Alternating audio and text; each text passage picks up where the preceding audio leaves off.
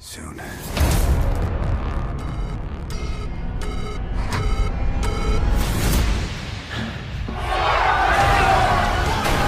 This is disorder. We're going to the front. Open the gate. We know you well, Mr. Curtis. We've been watching you. Precisely 74% of you shall die.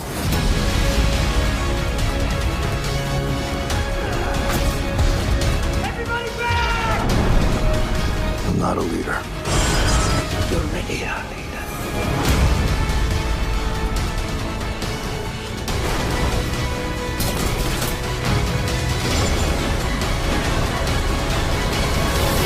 This is your destiny.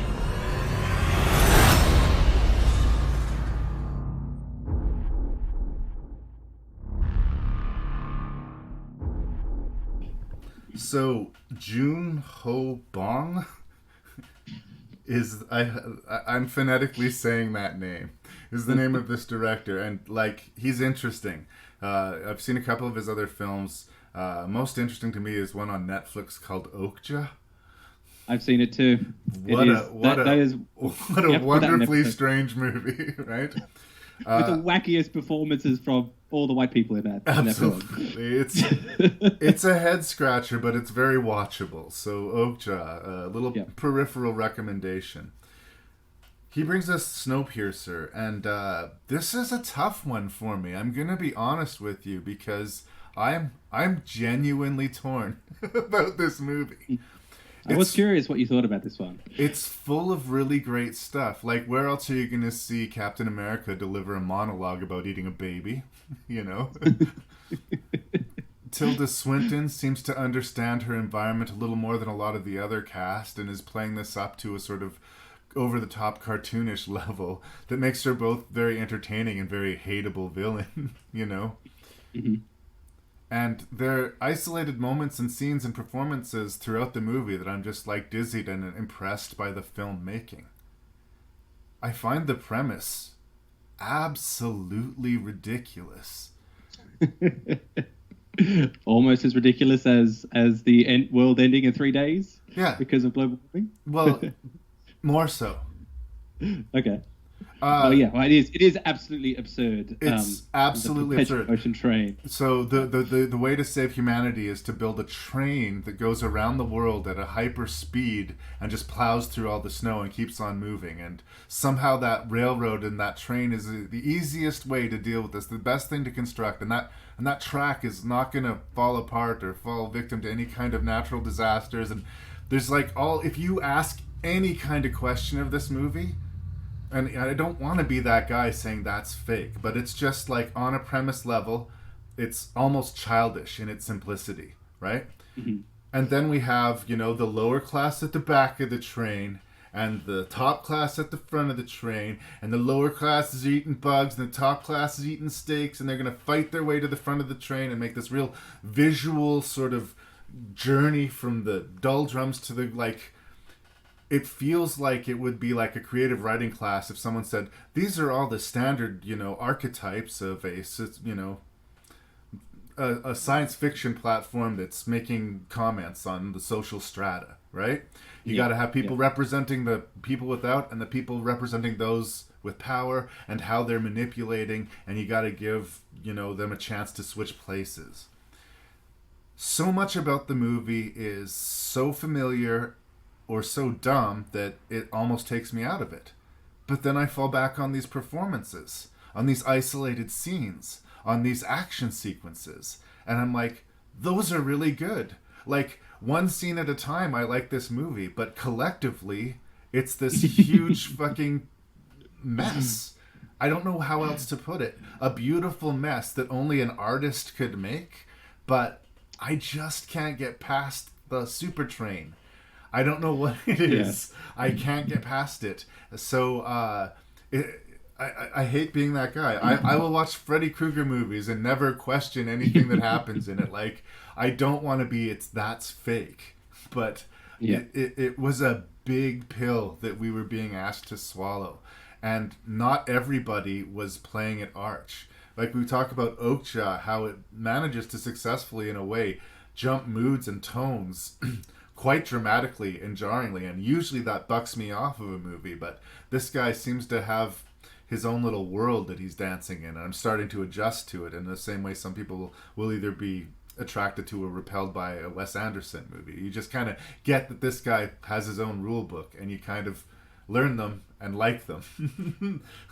So I remain a fan of the director. I would watch any movie that he made just see what come out of his brain. But what do I think of Snowpiercer? I don't know what to tell you, Chris. I like a lot of it, and I don't like a lot of it. I'll watch it again, probably. Like, it's one of those movies I have the feeling like that I'll just keep revisiting because I want to like it as much as so many other people do. But I'm stuck right in the middle. Well, I do like it. I like it more than you, I think. And maybe we can charitably call it high concept sci-fi.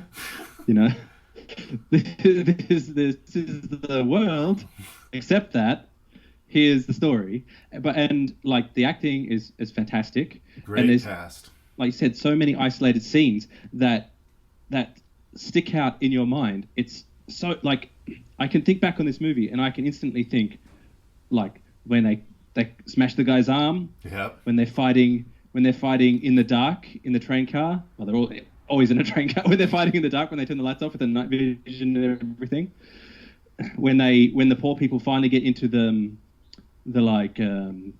terrarium and the aquarium carts, right? And like that, the teacher, the manic teacher, teaching the kids about the train. It all the rave scene, like it's all there. And it all sticks with you in a way that these, you know, like The Day After Tomorrow certainly doesn't. They definitely deal in archetypes here too, right? Like the bad people are really, really bad. It's not good enough that they subjugate you and that they orchestrate every element of your life and force you to eat bugs. But, like, they hate you and they enjoy doing this to you. Like, I would want to be more interested in seeing them where, like, they feel like they're in this position of power. They have to control the population, both the numbers of the population and you know, keep stability, and because what's on this super train is what's left of humanity.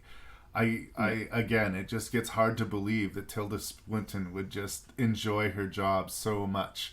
You know, the fucking smugness of Ed Harris's character. You know, I employ child labor, but it's all good, right? It's all good.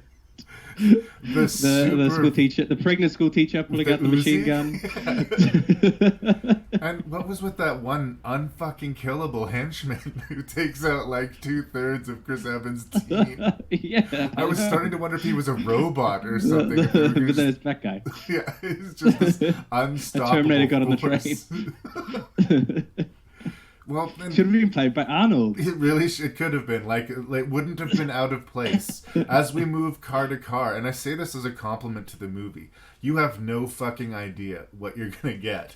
And that's sort of exciting, but when I mean no idea, I mean from completely good to completely random to completely off-tone to completely on-tone, moment to moment. And I think that's what a lot of people find exciting about the movie, but I don't know. Between the premise and the tone, it fights me. It fights me.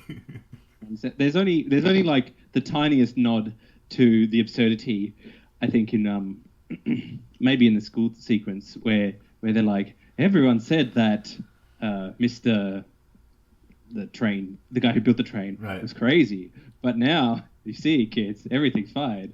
We're the only people left on the train. I don't know. It was like unpredictable. It was visually exciting. Yeah, I can't hate it despite it being, you know, a bit all over the place. All over the place, but fun, but exciting, but something. There's something there for me. That is the way to put it. All over the place. And I think I might have... I'm still at war with it. Like, I feel like this is one of these reviews where I want to be giving this a positive review, but there's something fighting me inside. I think if they would have closed it really well. But it's the classic sci-fi thing. Endings are hard. what is that conversation when you get to that car, and is it satisfying? You know, it's great to see John Hurt, but every element of John Hurt's character seems, again, industry standard sci-fi, right?